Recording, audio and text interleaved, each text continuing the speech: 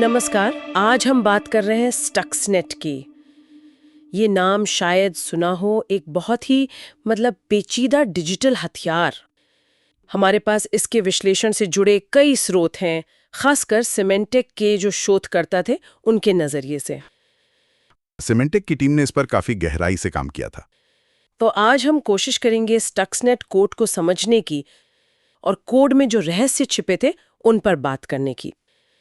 जब स्टक्सनेट का पता चला तो सिमेंटेक में करीब 1 दर्जन लोग इस पर लगे थे, पर जल्दी ये टीम बस 3 लोगों की रह गई, शियन, ओमोर्चू और फेलियर। और उनका काम था स्टक्सनेट के 2 हिस्सों को समझना। एक तो वो तरीका जिससे ये फैलता था, जिसे उन्होंने एक तरह से मिसाइल कहा, और दूसरा वो हिस्सा जो असल में नुकसान पहुंचाता था, मतलब हमला करता था, उसे उन्होंने पेलोड कहा।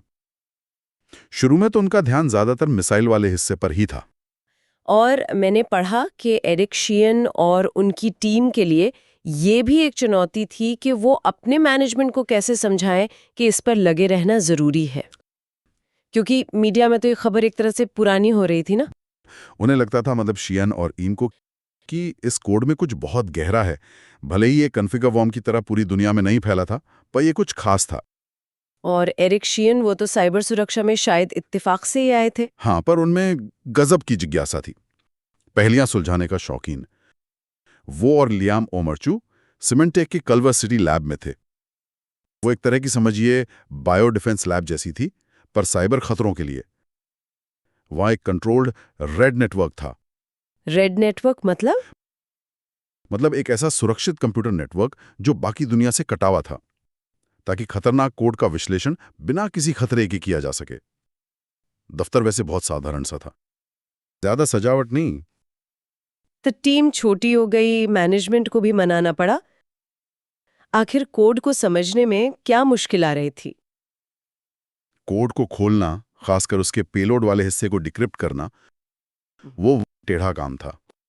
और विश्लेषण से पता चला कि ये कोई आम वायरस नहीं था, ये सिर्फ खास तरह के सिस्टम को निशाना बना रहा था।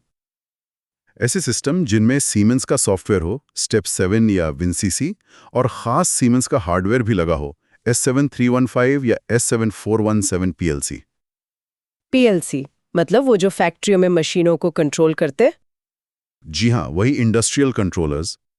और उनके पास लैब में ये सीमेंस का हार्डवेयर था ही नहीं। सही बात, ये एक बड़ी मुश्किल थी, तो उन्हें डीबगर का इस्तेमाल करना पड़ा। डीबगर वो क्या होता है? ये एक सॉफ्टवेयर टूल है। समझिए कि आप कोड को एक एक लाइन बिल्कुल धीरे धीरे स्टॉप मोशन में चलाकर देख सकते हैं, बिना असली हार्डवेयर के। यही एक तरीका था समझने का।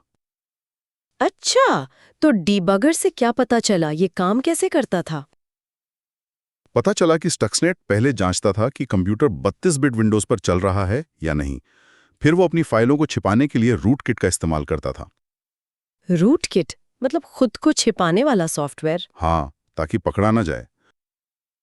और ये यूएसबी ड्राइव से भी फैलता था। ओह, यूएसबी से? हाँ, पर सिर्फ इन्फेक्शन होने के बाद पहले 21 दिनों तक ही। सिर्फ 21 दिन? अजीब है। हाँ, और ये अपनी फाइलें सीधे कंप्यूटर की मेमोरी में डालता था, हार्ड डिस्क पर नहीं।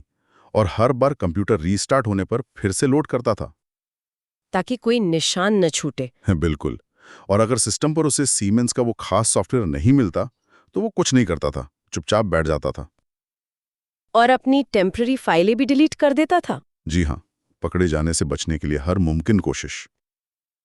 डिजाइन तो काफी सोची समझी लग रही है। हाँ, कई हिस्सों में। लेकिन यहीं एक दिलचस्प सवाल उठता है। कोड हर जगह एक जैसा बढ़िया नहीं था। मतलब कुछ हिस्से तो बहुत ही एडवांस्ड थे, कमाल के। पर कुछ हिस्से, जैसे एन्क्रिप्शन का तरीका या कंट्रोल सर्वर से बात करने का तरीका, वो काफी साधारण या कहें तो कमजोर थे। ऐसा क्यों, कोई अंदाजा? कई अंदाजे लगाए गए।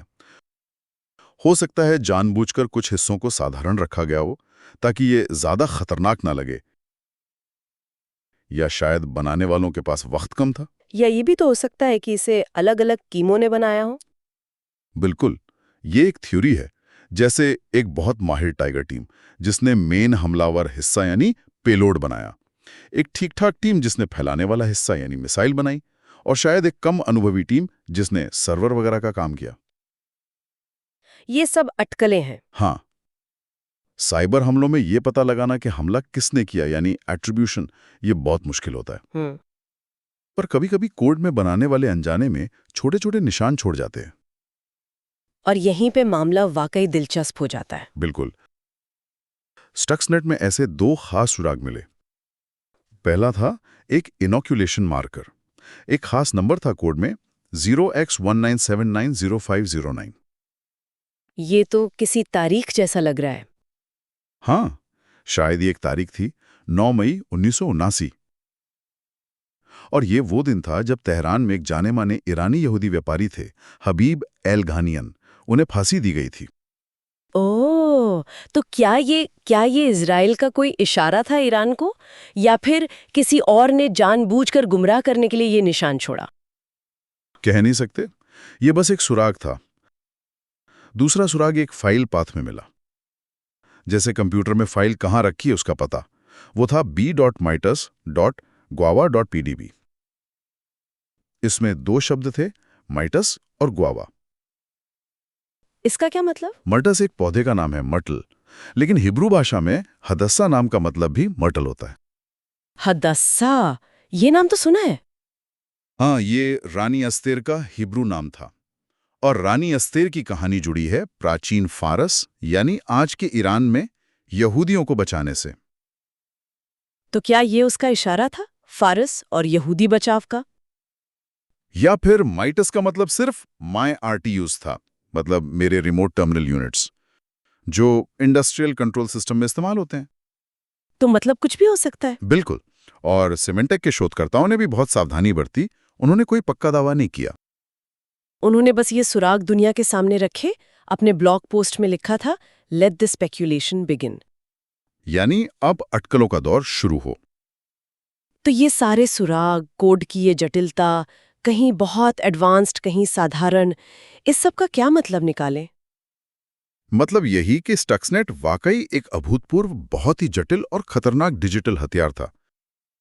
इसके विश्लेषण में जासूसी जैसी मेहनत और दिमाग लगा। और कोड में मिले ये छोटे छोटे रहस्यमयी सुराग किसी देश या सरकार के शामिल होने की तरफ इशारा तो करते हैं, पर पुख्ता सबूत नहीं देते। कोई स्मोकिंग गन नहीं मिली। तो ये हमें सोचने पर मजबूर करता है ना? हाँ बिल्कुल, ये आज के दौर की लड़ाई और जासूसी के बदलते तरीकों के बारे में सोचने पर मजबूर करता है। कैसे कंप्यूटर कोड के अंदर अनजाने में या शायद जानबूझकर गहरे ऐतिहासिक या राजनीतिक संदेश छिपे हो सकते हैं। और ये भी कि इस डिजिटल दुनिया में सच्चाई तक पहुंचना कितना मुश्किल हो सकता है।